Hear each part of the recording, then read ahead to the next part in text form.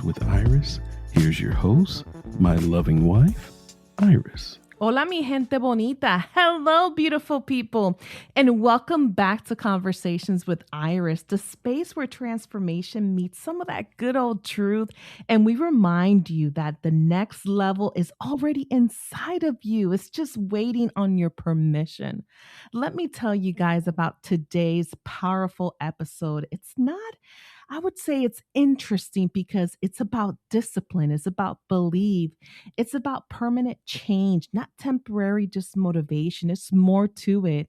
And let me tell you, this guest didn't just talk about transformation, he is going to show you guys and tell your story on how he lived it. Our guest today is an attorney, a CPA, author, life coach, and the creator of The Way of Excellence, a structured framework built around integrity, discipline, alignment, mind, body, and soul and spirit. Oh, I love how that sounds already. And just overall, a long term personal growth. And he has written so many great books, which is what I love about this guest. He's also the founder of the Million-Pound Weight Loss Challenge, which was a global movement helping thousands of people pursue sustainable health, which we all could benefit from as well. But here, what makes this conversation really extraordinary, at his peak, he weighed at 367 pounds. I'm going to say that again, 367 pounds. He didn't take weight loss drugs. He didn't have surgery. He rebuilt his life through real food, daily walking, mindset work, and consistent improvement, and lost over 220 pounds, reached that 140-pound loss. And this is all part of that matters. He maintained it for 17 years. That's not just weight loss, that's identity transformation. And today we're going to be talking about what truly drives lasting change, that willingness, the belief, the discipline, and that commitment that we need all of us, right? And how to stop chasing motivation and start rebuilding that structure. Without further ado, I want to introduce a warm welcome to Stanley Bronstein. Bienvenidos to Conversations with Iris. Welcome. Thank you for having me, Iris. Yes. And I just want to make sure, did I say your last name correctly, Yes, Bronstein? you did. Yes, you did. Okay. Excellent. Stanley, I am so honored to have you on this show because I even like when I was researching you and all that good stuff, because I like to research all my wonderful guests. I have to say, your photos are impressive. Your before and after, it's amazing. And I just want to start there because at 367 pounds, you knew you were headed in the wrong direction. You kind of felt that. But there's always a movement, maybe a quiet, maybe uncomfortable, where we realize that something has to change. What was that movement for you? When did that happen? Talk to us a little bit about that. Okay. First of all, at my maximum, since we're on audio only, I'll give people some numbers that will help them Okay. visualize where I was at. I'm 5'7", and at my maximum, I had a 58-inch waist. Wow. Okay. Today, I'm about 145 pounds, and I have a 31-inch waist. Wow. Impressive. So Impressive. big difference. So that'll give you some numbers right there. Mm. And okay, what it was like, I'll jump to the day I changed things, and then I'll give you some backstory afterwards. Sure. Fill in. Basically, I've been obese my whole life. I had been obese my whole life. It started when I was 8 years old. My mother died, and needless to say, that messed with my head. And here I was living with my massively obese father, who had no clue how to eat properly, and we both ate ourselves into oblivion. Wow. Most men like to brag that they're as small as they were when they got married. Well, I'm smaller than I was when I was 13 years old. Mm. So that's That's impressive. I don't know if that's impressive or sick or both, but that is the truth. And I actually found photos to prove it. But so, and like most people, I yo-yoed in the diet up and down. I even had times where I lost 100 pounds. And I put it all back on. Another time I lost 75, 80 pounds. I put it back on plus more. And it's because everything I did was temporary. I made temporary changes. Well, what I've learned, what I've learned as a result of my experiences, temporary change is going to give you temporary results. Mm-hmm. That's why people fail at diets. That's why people fail at many things because, a diet is not, first of all, I hate the word diet. Me too. Me too. Somebody else called it live it because it's got diet's got the word die in it. It But, does. Yeah. I was about to say that. Great minds think alike. No, go ahead and continue. Sorry. I just but, see that. but anyway, think of it this way. It's what you put in your mouth. It's the thoughts you put in your head. It's the environment you create for yourself. It's the people you surround yourself with. It's the activities you do. It's everything. That's what your diet is. It's not just the food you put in your mouth. So, and one of the things I've learned is, let me ask you a question, Iris. Ask me. Okay, what do you think are the 3 most important words in the English language? Oh my God, the 3 most important words. Nobody has ever asked me that.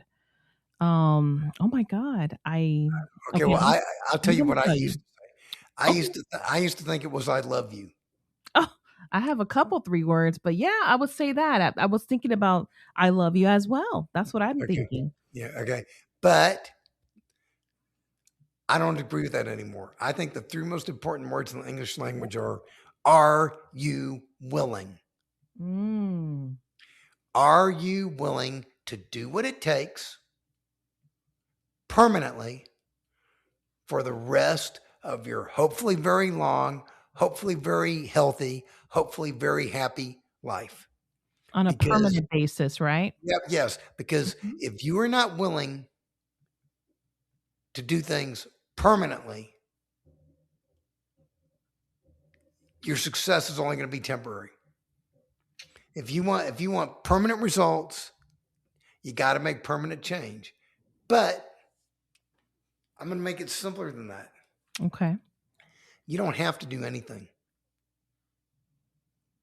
You get to do it. If you're alive and you're breathing, you get to do it. And I'm going to share a story with you, not at this moment, a little bit later in the podcast. I'm going to share a story with you about a woman who taught me that. Mm. A woman I met who taught me that it's all in how you look at it. So fast forward to February 1st, 2009, a little over 17 years ago. Today's February 18th. So 18 days ago, I celebrated my 17th rebirthday. I celebrate it every year. Oh, congratulations, Stanley. Thank That's you. awesome. At the time, I was 320 pounds. I wasn't at my maximum 367, but I was 320. I had not hit rock bottom yet. It was 4 months before my 50th birthday. I hadn't had a heart attack yet. I hadn't had a stroke yet. My knees hadn't given out yet. But all those things were undoubtedly coming. So I sat there and I woke up and you notice it was February 1st, not January 1st. I had made a New Year's resolution that I was going to do something that year and I blew it. I didn't keep my New Year's resolution. But February 1st rolled around. I said, it's not too late to start. So there's a lesson right there. No matter where you're at, if you're alive and you're breathing, it's not too late to start. Mm. Okay, that's the first thing. So I sat there and I asked myself, where am I going to be in 5 years if I keep doing what I'm doing? I didn't like the answer. Would you care to guess what the answer was? What was that? You can go ahead and say it. Mm. Dead. Dead. Yeah. Dead. And guess what? I didn't want to be dead. Mm-mm. So I said, I'm going to make some changes right now. Not tomorrow, not next week, not next month, not next year, right now. And I'm about to tell you what I started doing, but I want to emphasize a point here. It took me 49 and a half years to get to that point. Wow. It took me 49 and a half years to get to the point where I changed my life in an instant. Just like that. But one of the things I do now is I help teach people how to change their life in an instant without waiting 49 and a half years. Mm. Okay.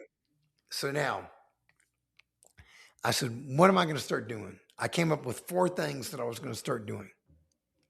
The first one was I quit drinking alcohol.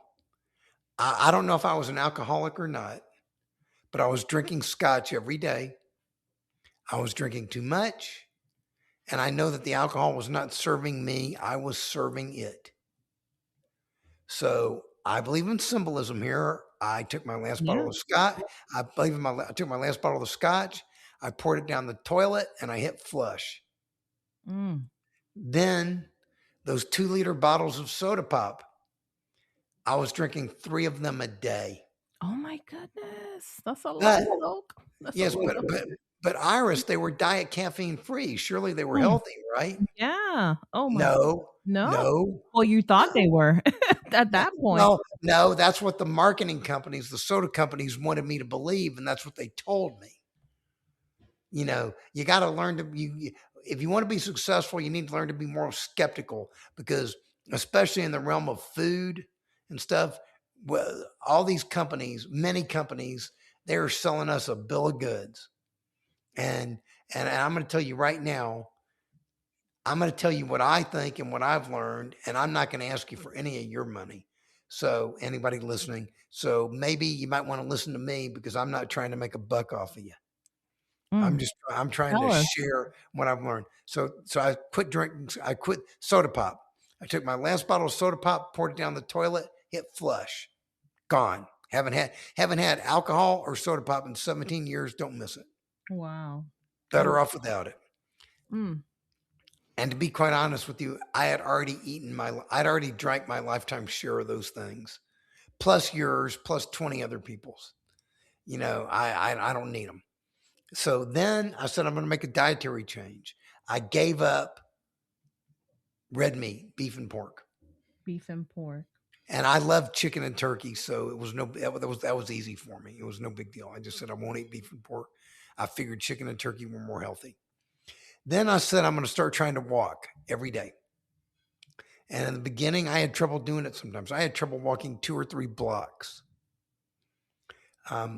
So I found a gym that was open 24 hours that had a pool, and I would go there in the middle of the night, and I would walk laps in the pool.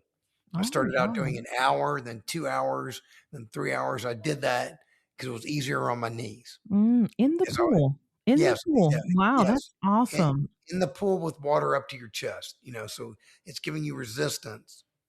But so I did that in the beginning, and I set a goal for myself that by my 50th birthday, which was 4 months, that I was going to do a 5-hour pool walk. And sure enough, birthday came. I did a 5-hour pool walk. No problem. I had lost about 50 pounds by then. Oh my gosh. And I kept going. Then I started walking outside. And I started losing more weight. Then after about 4 or 5 years into the process, I had, lost a good bit of weight. I'd have to look at my numbers, my charts to see the exact amount of weight. I said, I'm going to make another push here. I went vegetarian. I gave up the chicken and turkey. I still was eating dairy, cheese, that kind of thing. I did that. And since the day I went vegetarian over 12 years ago, I have been sick 1 time in 12 years. Look at that. And that includes COVID. My wife caught COVID in the airport, brought it home, exposed me to it, and my body threw it off. I felt it. I mean, the minute she set foot in the car, I felt it. I knew she was off. And for 2 days, I felt like I was 75%, but I still did my exercise. I still did my activities. And then all of a sudden I was better. Boom. My body threw it off. So I learned something about the power of nutrition there. Healthy nutrition builds your immunity. Now, my process has been an evolutionary process. Where I am today is not where I started out. It's what I've become over the last 17 years. So people start hearing what it is that I do today, bear in mind, you don't have to start there. And I'm going to and before I finish talking, I'm going to give Sure. people a very simple place to start. Something that's very achievable for anybody, that will make you much healthier and much happier. So anyway, I am, after about 4 or 5 years of being vegetarian, I couldn't get my weight below 180 pounds. I Mm. was stuck at 180. It would fluctuate 180, 190, 200, 190, 180. And at that point, believe it or not, I was walking 10 to 15 miles every day. Really? It's like Every what we day. call the plateau. Like you reach that Yeah, I plateau. plateaued. Mhm. So I said, so a lesson I learned there is you cannot exercise your way out of a poor diet. Mm. I'll repeat that. You cannot exercise your way out of a poor diet. I saw an article the other day. It said, how much walking do I need to do to lose 20 pounds? The answer is that article's faulty because the answer is if you eat a crappy diet, you're not going to lose the 20 pounds no matter how much walking you do. Mm. So I said, I'm doing something wrong. So I looked at it. I said, I'm going to stop eating butter, cheese, and ice cream. 3 wonderful things. But I I'm going to, know. yeah, the I funny thing love is, that song. I can taste them all right now just by saying those words, butter, cheese, and ice cream. See, that's one thing I've learned.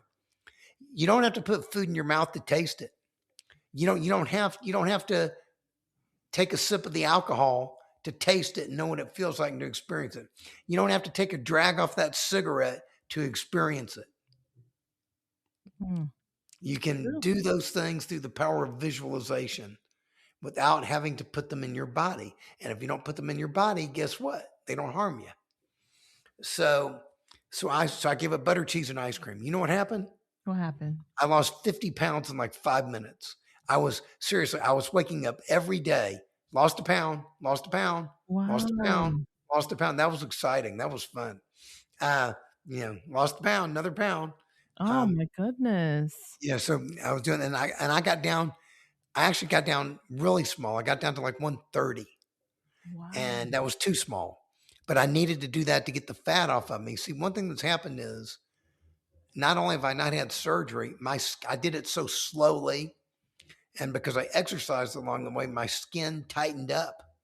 That's what I was about to ask you. That you suffer from skin Nope, elasticity. no, We no. see gastric bypass. A lot of individuals that get the gastric bypass sleeve or the lap band, they typically have to get plastic Yes, surgery they a do. year or two later because it's so fast, that they have to get the tummy tucks or their Yep. boobs up or whatever Well, it is. if you do it the Stanley way, chances are you're not going to have to do that. Wow, that's Um, amazing. That's but amazing. but we're going to talk about that in a minute. So Mm. I actually put 15 pounds or so back on of muscle. Once I got the fat off.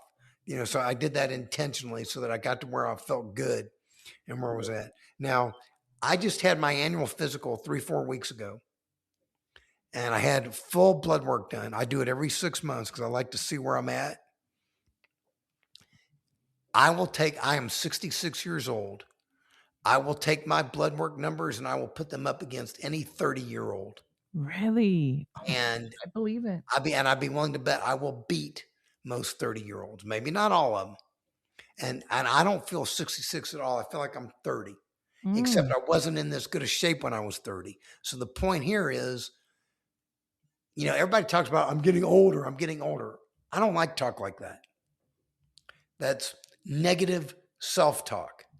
Yes, biologically you might be getting older, but it is possible to feel younger. You can Wow. do that. It is possible. All Mm. through the power of nutrition and movement and mindset. And I have picked walking as my activity because I believe it beats you up less than just about anything else. Wow. And especially as you get older, you want to make sure you do something that you can sustain, that doesn't beat you up, that doesn't tear you up. And so So where I'm at now, I'm a pretty confident guy.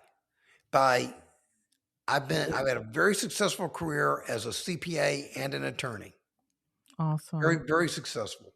Mm. Would you believe me if I told you the experience of losing 220 pounds, keeping it off, and turning into a walking machine? I mean, I used to not be able to walk 2 blocks, and now I walked 5,100 miles last year. Oh my goodness, that's amazing. That's Imagine I amazing. started. Imagine I started in Los Angeles.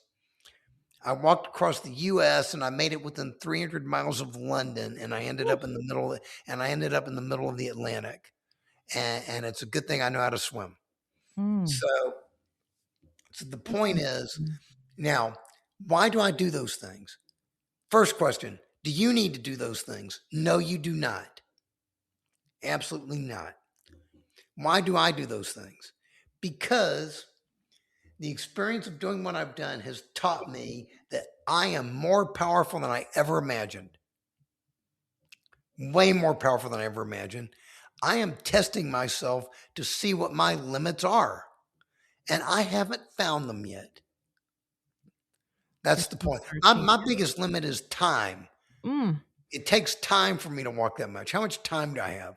I And mean, maintain my schedule. And one of the ways I do that is I have a computer hooked up to my treadmill at home. wow. So And I saying can, it's like you're still getting started. It's like I mean, you achieved so much and it's like you still got more in you. there's that comes to Yeah. the next two things. Yeah. The second thing I learned is that if I'm more powerful than I ever imagined, so is everybody else. You Hmm. hear that? If you're listening, you are more powerful than you ever imagined. Believe it, know it, feel it. And once you learn that, and once you believe that, it leads you to ask a question, and it's a question I ask myself. If I'm capable of doing all these things, what else is out there waiting for me to do that I haven't done yet that I should be doing? Mm. And that, is what you suggested, a moment ago. And, Yeah. and the conclusion I came to is I should be teaching other people what I have learned so that they can change their life in an instant without having to go through what I went through. Now, let's talk about that for a minute. Yeah. When I went through, what I put myself through. Yeah, I lost opportunities. It hurt relationships. It did all kinds of things to me, but I don't regret any of it. Would I change it if I could? Yeah. If I could go back and change it, I would change it, but I don't regret it. And the reason why I don't regret it is because it was necessary for me to go through those things to learn what I have learned and to become the person I am today. Yeah. So that's okay. I went through it. That's fine. It's like a So, learned experience, right? You had to go yes, through them to learn. Yeah. yes. So now let's go back. So here's what I decided I was going to do. Mhm. I said, my whole career, I've been paid a lot of money by people to take complicated things and make them simple.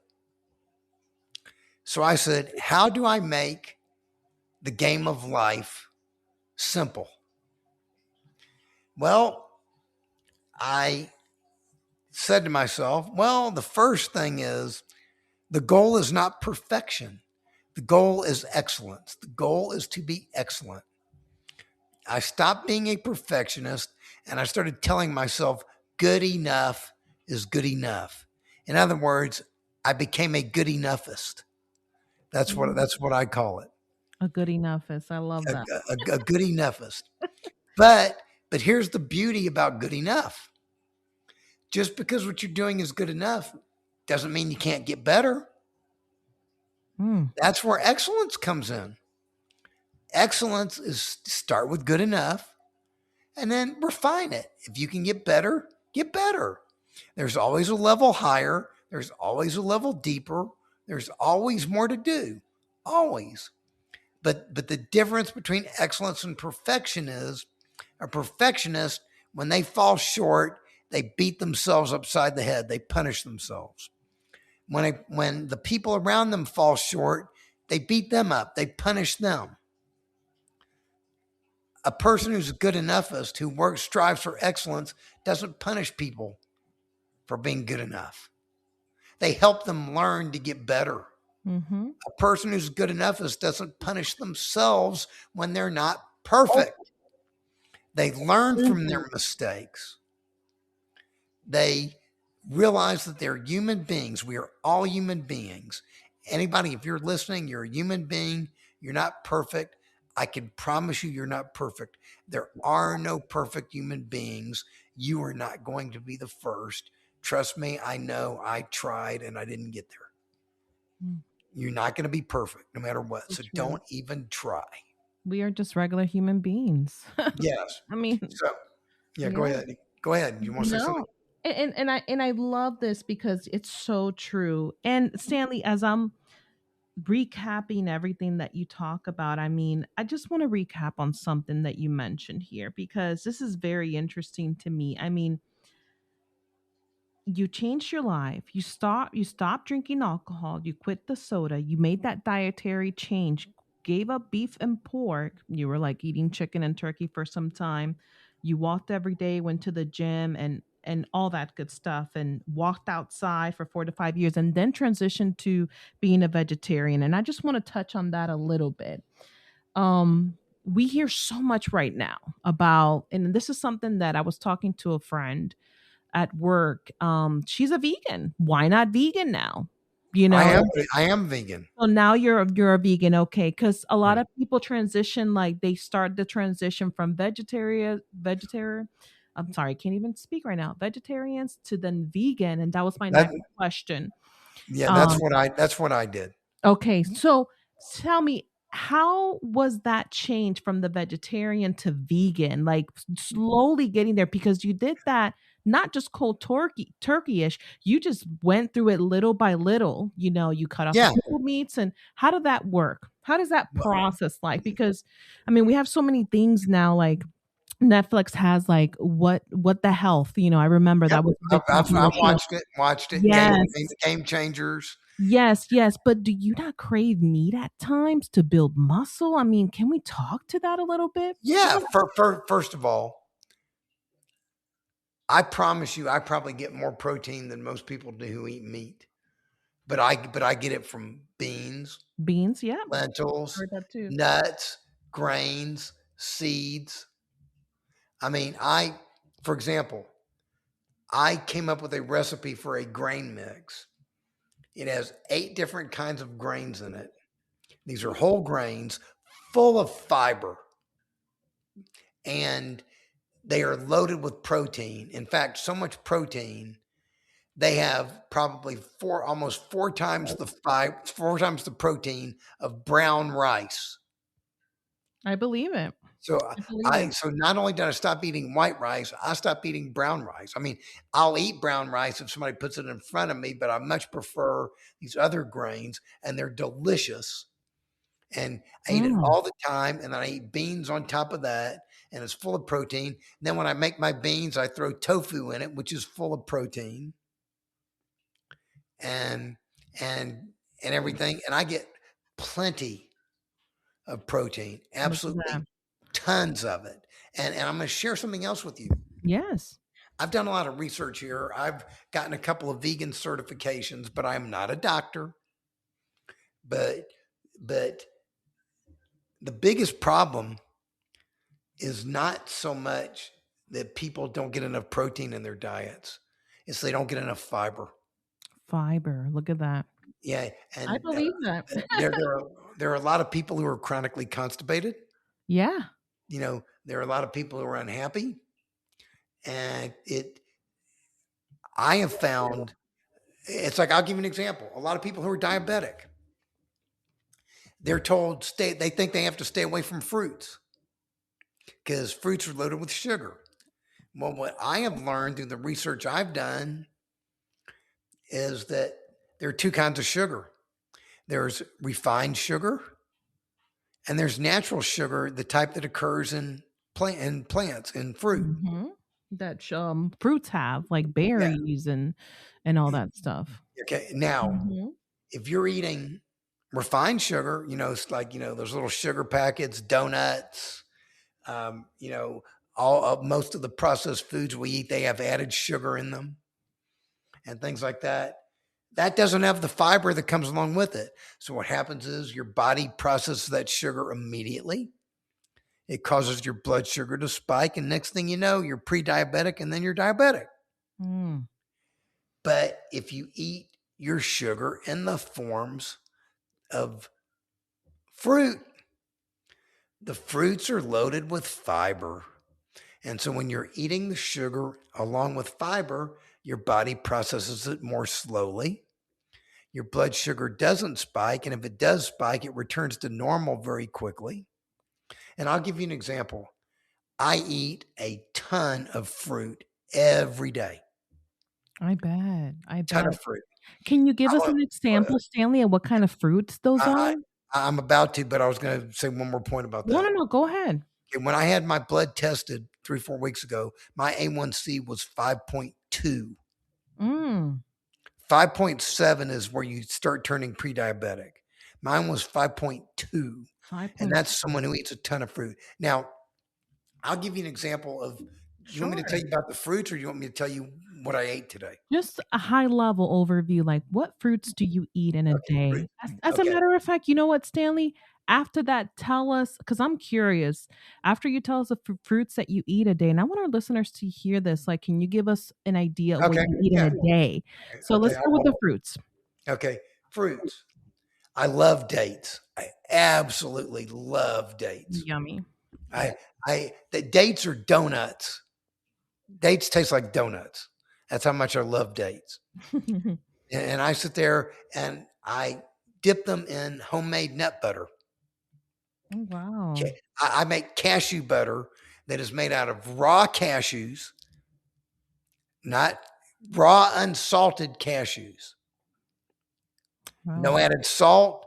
And one of the reasons I use raw nuts is most nuts, if you buy a nut that has been roasted, unless it's been dry roasted, chances are it has been roasted in peanut oil, which adds more fat to the process, unhealthy fat to the process, not and more calories to the process.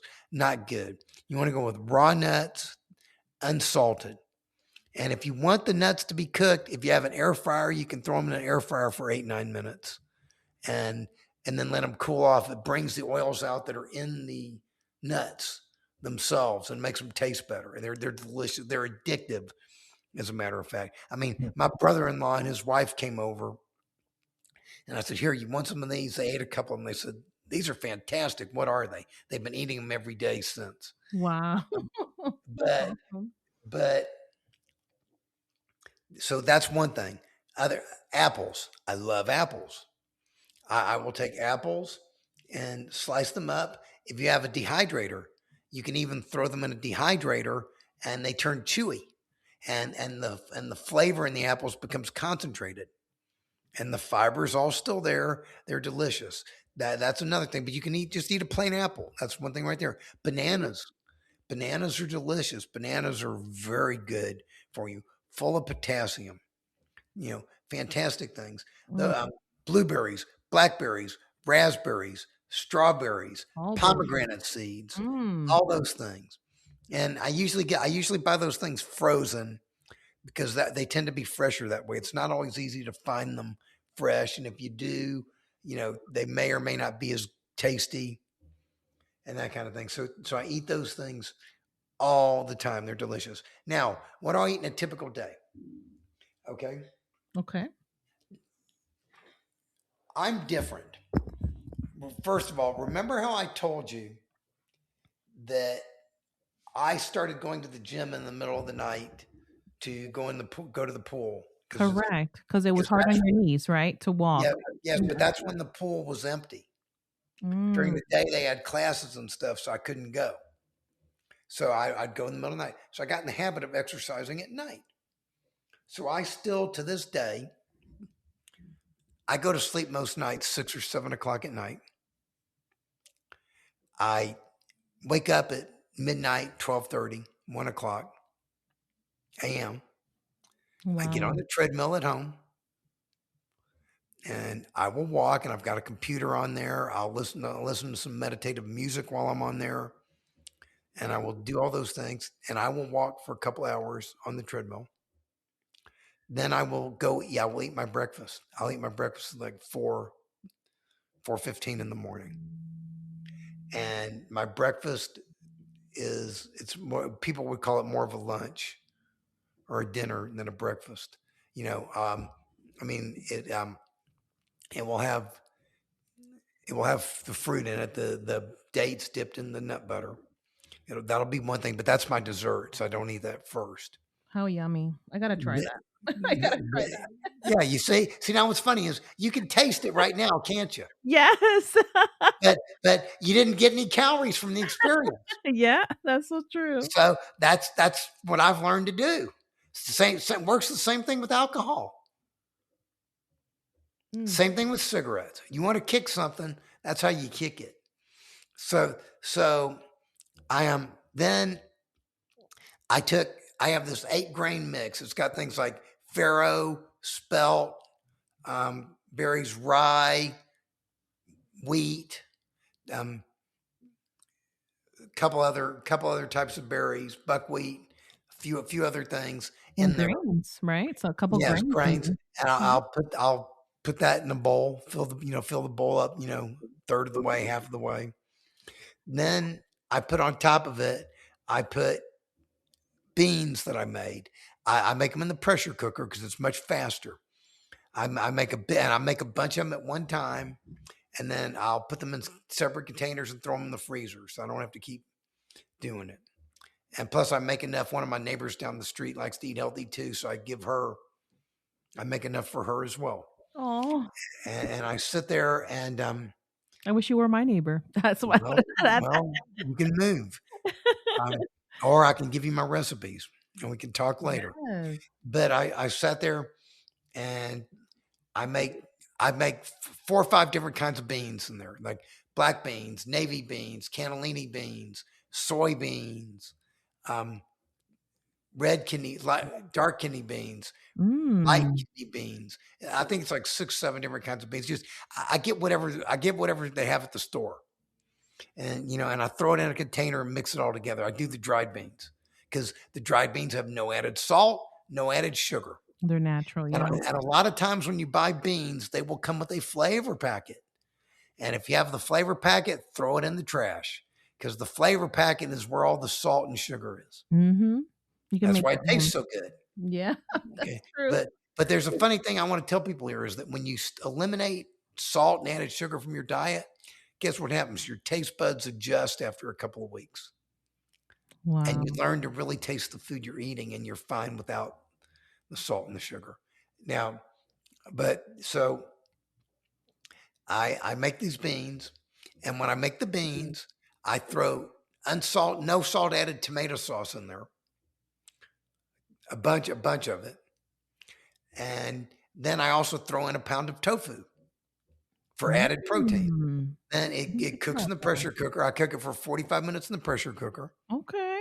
Then after it cools off, I throw it in the food processor and I blend it all up, and it turns it into a soup, like a soup, but a thick soup, but like a thick tomato bean tofu soup, loaded with protein. And I will sit there and I will put that over the grain. And I will sit there and I eat that, and then it's just loaded with protein. Then when I finish, I will eat a bunch of dates with nut butter on it. Then, because I'm a good dad, I will take my dogs for a walk. So they get a walk, they do all their business, everything's fine.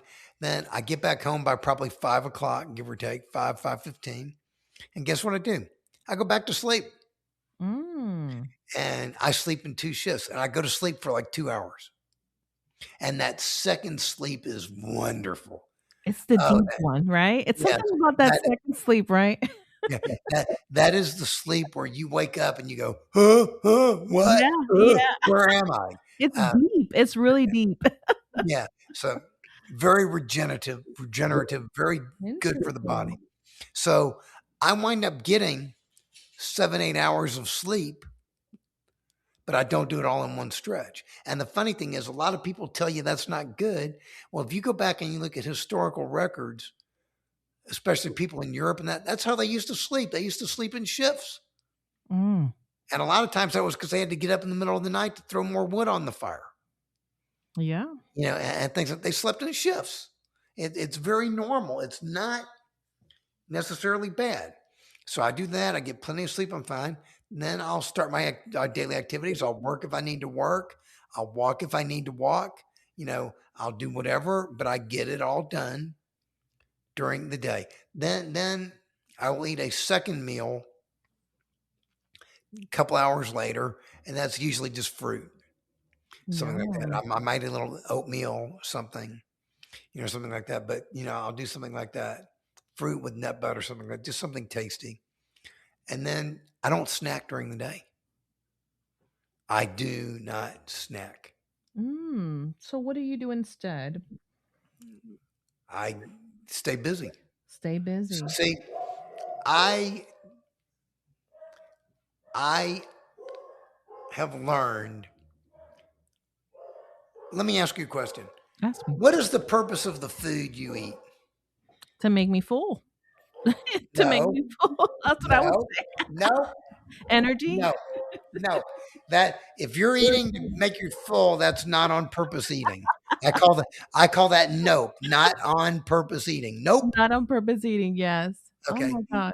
Now, the purpose of the food you eat is to fuel your body. That's true. That's true. It is not to get. It is not energy. For social. It is not for social purposes. It is not to make you happy. It is not to make you feel better when you're depressed. No, it's for energy. Or lonely or anything. That is not the purpose of food. Now, with all that said and done, if you make yourself tasty, healthy food that you enjoy eating, that does make you happy, that does make you feel better, that does make you less lonely, that does help you feel less depressed, wonderful, no problem with that. But those are the secondary purposes of the food you eat, not the primary purpose. And let's talk about social eating for a minute. When I started on this program 17 years ago, I set a hard, fast rule for myself that I'm not going to eat past 5 o'clock at night. And that's one of the things we're going to talk about in a minute when I recommend to people how to get started. Yes. I said, I'm going to quit eating 5 hours before I go to bed. 4 or 5 hours before I go to bed. I'm not going to eat at night. And my mother-in-law used to like to take the family out to dinner 6:30, 7 o'clock. And here I am sitting at a table with the whole family around at a gourmet restaurant. And I'm not going to eat. I sat there and I told my mother-in-law, I said, I'm not eating. I've set a hard, fast rule for myself that I don't eat. I'm not going to eat past 5 o'clock. And she basically said, you're nuts. You're crazy. And my response to her was, maybe I am, but don't let my craziness be your craziness. Look at that. I said, think of me as a cheap date. Look how much money I'm saving you. And then I would sit there at the table and I would socialize with everybody and I would talk with everybody, but I didn't eat. And if they thought I was nuts, I didn't care. I don't care. Yeah. If the waiter thought I was nuts, I didn't care. It doesn't matter. All that matters is if you care. Yeah. And I mean, you could still socialize and have water. That's a good thing about water. Yes. And in other words, there's a term I use for this. I call it healthy selfishness. I became selfish in a healthy manner. Does that make sense? Oh, yeah.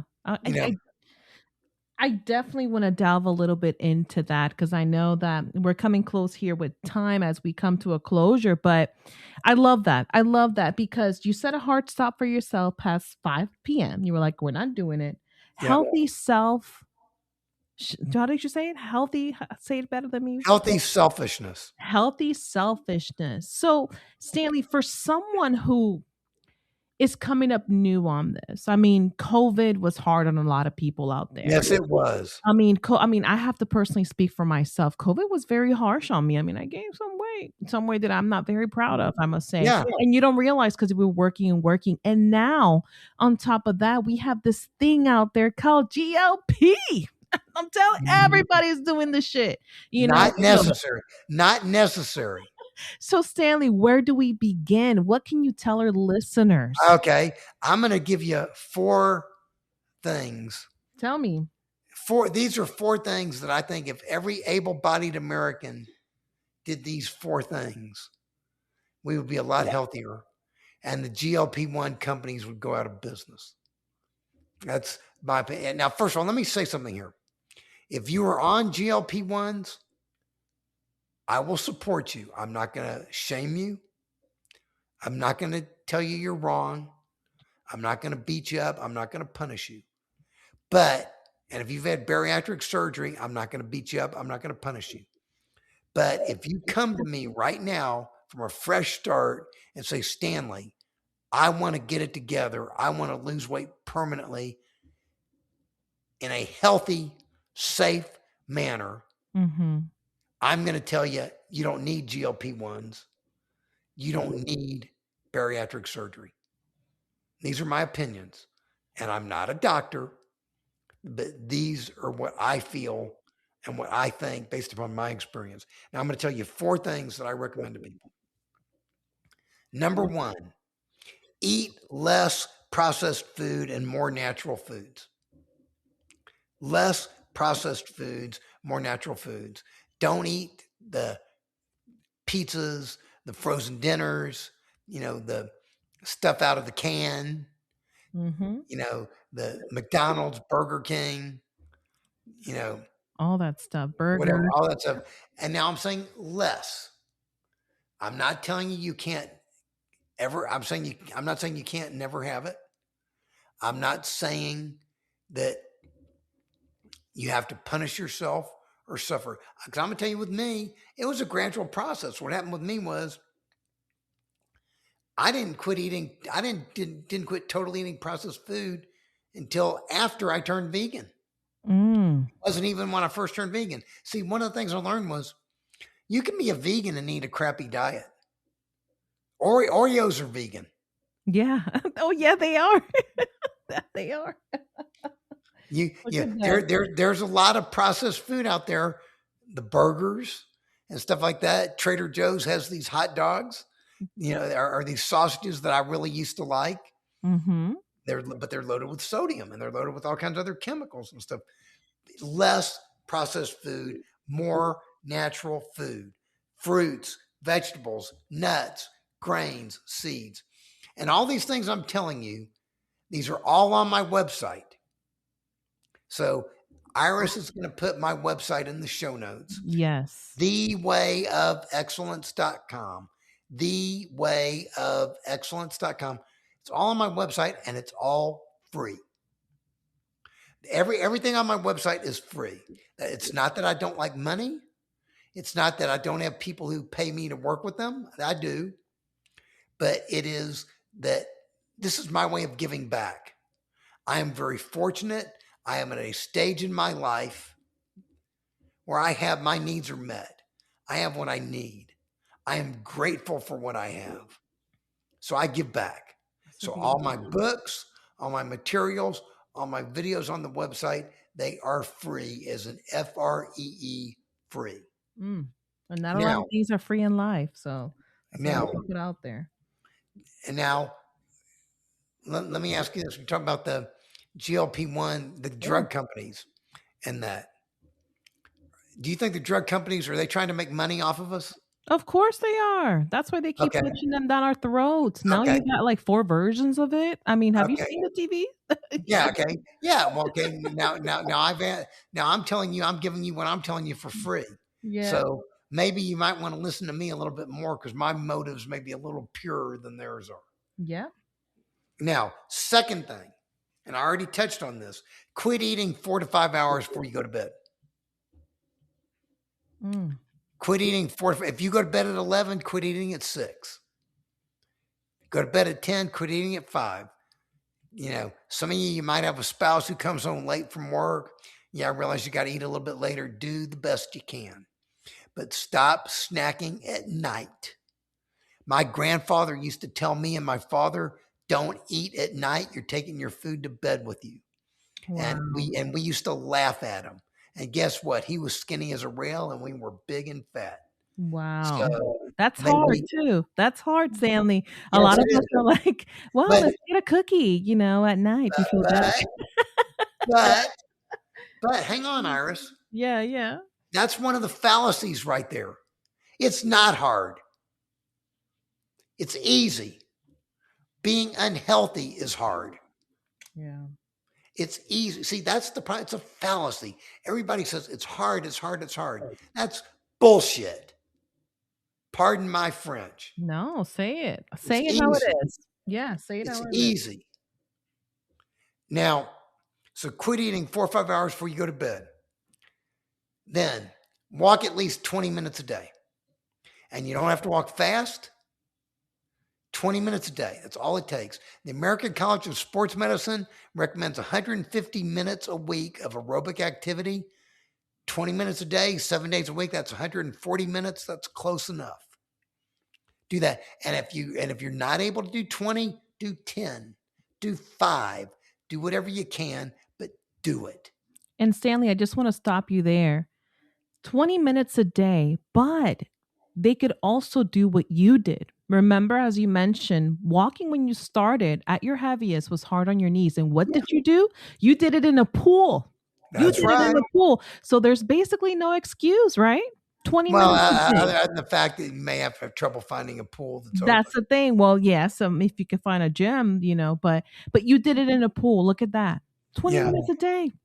And it can be done. And you can walk slowly. I'm going to tell you something.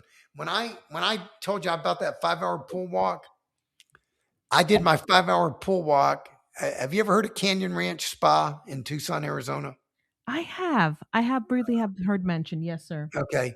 I went there for the week of my 50th birthday. Because Ooh. it's only 2.5 hours away from me. I drove there and I went there. And I did my pool walk in their pool. Wow. And all their exercise people, when they heard what I was doing, they all told me the same thing. Stanley, you don't have to walk for 5 hours. If you do it fast for 20 minutes, that's all you need to do. You're not doing it right. The way you're doing it isn't going to work. You're not going to get healthy that way. Well, you want to know something? When I had my physical, my blood pressure was 95 over 55. And I weighed 145 pounds and I'm on no medication. So for all of you who said I was doing it the wrong way, I must have done something right. That's right. Now, then here's the last one, the fourth thing. Set aside 15 minutes every day just for yourself. Quiet time. If you have a comfortable chair, close the door, go in there for 15 minutes by yourself. If you know how to meditate, meditate for 15 minutes. If you like to pray, go pray for 15 minutes. Journaling, anything. Anything. 15 minutes for yourself. And if you want to know a good way to spend that 15 minutes, if you go to my website at thewayofexcellence.com, there are videos on all the points of the system. There's like 20 something videos. Watch one a day. They are 8 to 12 minutes long. Watch one a day. By the end of a month, you will have learned the whole system. And the system is a human operating system on how to be an excellent human being. And if you have kids, if you have grandkids, watch the videos with your kids. They are all kids safe. There's nothing in there they can't see. I purposely made them kids safe. So you do that, they will learn things too. And you will learn things like taking personal responsibility, not blaming each other, and not blaming yourself while you're at it. You'll learn that life is a long-term game. It's not, and the problem is we live in a short-term world. You got Uber Eats, Alexa, Siri, streaming videos, AI. everything is instant. But a lot of the good things in life aren't instant. Let me ask you, you want to make really, really good tomato sauce. Yes. Any good Italian cook is going to tell you you don't make tasty tomato sauce in 5 minutes. Mm. It takes hours Mm-hmm. to make it right. Mm. So some things in life take longer, but those are the things that are worth it. See, me, I used to go to Chinese buffets every day. And what that did was, in the short term, that satisfied me. Man, I love that Chinese food. That was delicious. But I was mortgaging my long-term future.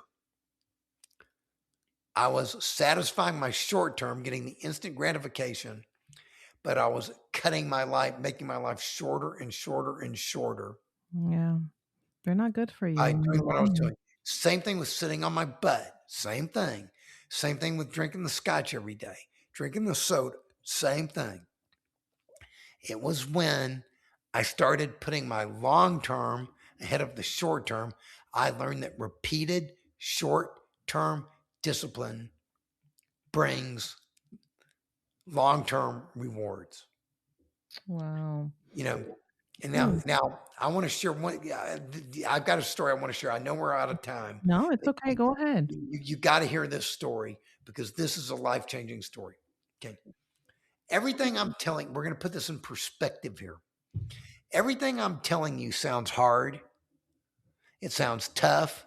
It sounds like a pain in the butt. It sounds like something you might want to do. Well, I had an experience that actually happened in 2007, 2 years before I got started, where I met a woman named Peggy Chun in Honolulu, Hawaii, who it didn't happen instantly, but she changed my life. And I still think about her to this day. She passed away many years ago. Oh, that's what I was That, about to say. She's still around. Okay. well, I'm going to tell you why she passed away. When I met her, she had Lou Gehrig's disease. Oh my God. She was completely bedridden. She could not move. She could not speak.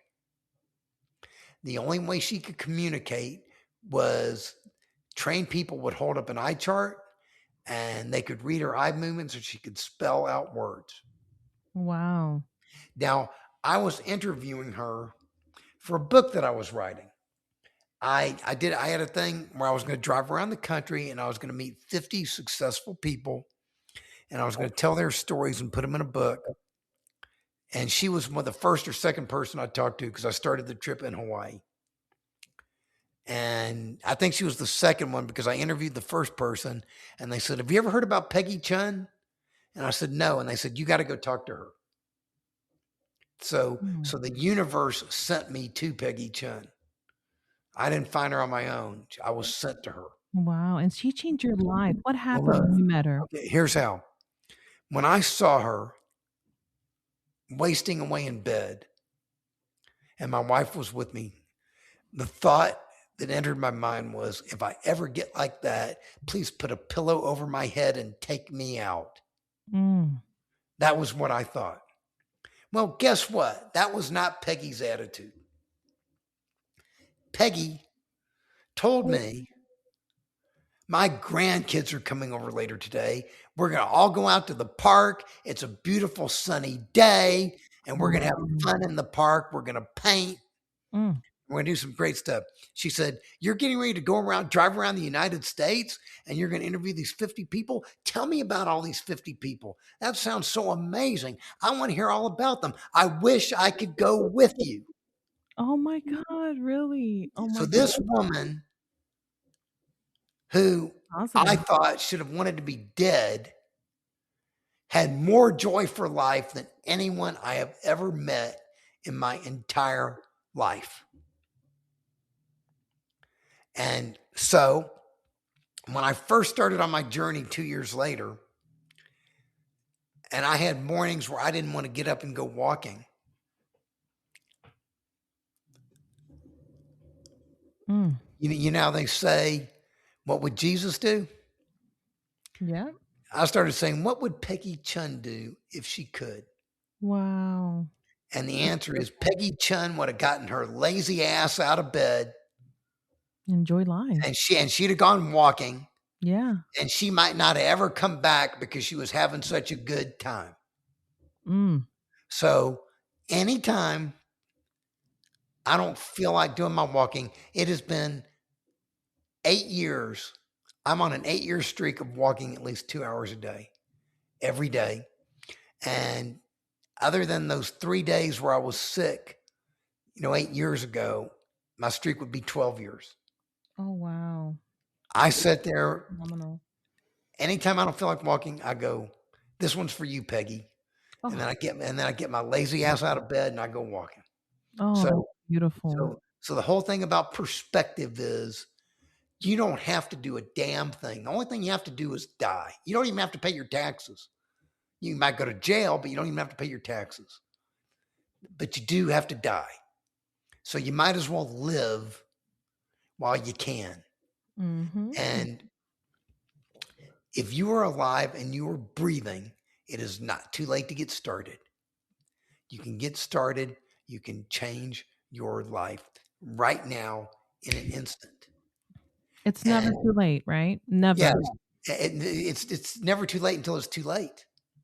I mean, Mm. I'll give you an example where it was too late. One of my older brothers went into the hospital for bypass surgery, and he and I had not seen him in years. I mean, not in a long time because he lived out of town. I mean, that wasn't in years, but I hadn't seen him in a while. He put on a bunch of weight. His wife told me that she told him, when I get out of the hospital, I'm going to go talk with Stanley and I'm going to start doing what Stanley does.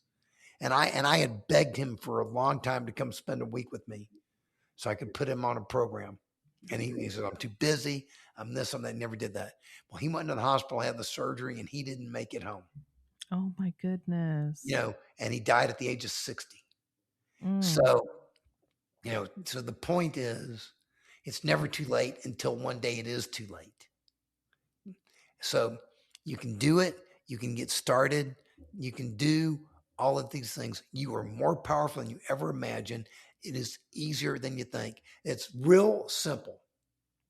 Mm. All you have to do is start and never stop. Anytime you fail, anytime you fall down, get back up and keep going. That is That's all it is. beautiful. You're going to fail. I've failed many times along the last 17 Mm. years. That is beautiful, Stanley. Yeah, And start, yeah. never stop. There's a movie, Galaxy Quest. Don't know if you ever saw it. No. Never give up. Never surrender. Mm. That's what it takes. Oh, Never give Stanley, up. Stanley, I Yeah. want to thank you so much for this beautiful interview. I mean, this has been phenomenal. You gave us so much of a perspective here, everything about it. I mean, this is great information. And as we come to a closure, I just want to give a quick recap of those important takeaways that you mentioned for our audience. Eating less processed foods, eat more natural foods. Quit eating before bedtime is one of them. Walk at least 20 minutes a day. And then setting aside 15 minutes for yourself, quiet time, will lead to a very successful and healthy life overall to start. And again, I want to reiterate where we could find you. You mentioned thewayofexcellence.com. That All is free. correct. All free. Am I missing anywhere where we could continue to follow your work, your books? Where else can we find you? Go to thewayofexcellence.com. It's all there right now. April or May, I'm planning on restarting my YouTube channels, but there are links to my YouTube channels there and everything. There's a lot of information on there right now, but there will be more coming April or May. Oh, But, so but excited. that's what it is. I'm here to help. Yeah. Thank you so much, Stanley. This has been phenomenal. I want to thank you so much for sharing this space with us, talking to us, educating us. To our listeners, make sure you check out Stanley's website. I'm going to repeat that one more time, thewayofexcellence.com. And it is free for you. Not a lot of things are free in life. To everyone listening, I just want to thank you once again for downloading this episode and sharing it. And of course, if this conversation moved you, because it sure moved me, Stanley made me think outside the box and rethink about the way I'm eating or actually living. Send it to someone who needs to hear this, because here at Conversations with Iris, we don't just talk, we try to transform each other. Until next time, mi gente bonita, this has been Conversations with Iris. Con mucho amor. Thank you so much.